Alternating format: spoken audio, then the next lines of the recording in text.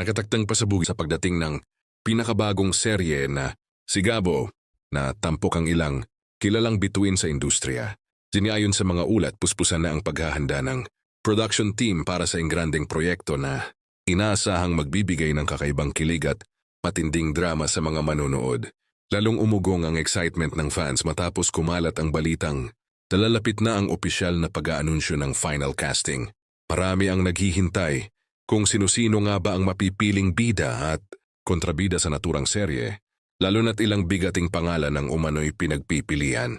Ayon sa ilang insider, pagsasamahin sa Sigabo ang mga artistang kilala sa husay sa pag-arte at may matitinding fanbase.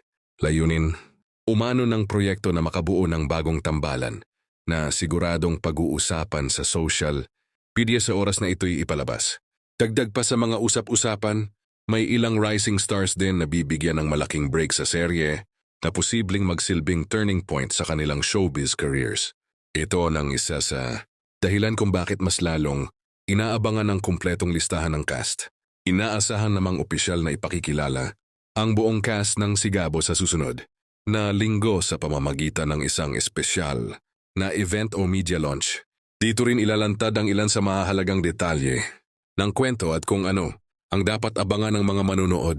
Sa ngayon, nananatiling palaisipan kung sino-sino ang mga artistang papapabilang sa Sigabo. Ngunit isang bagay ang sigurado, malaki ang potensyal nitong maging susunod na hit series na pag-uusapan ng buong bansa.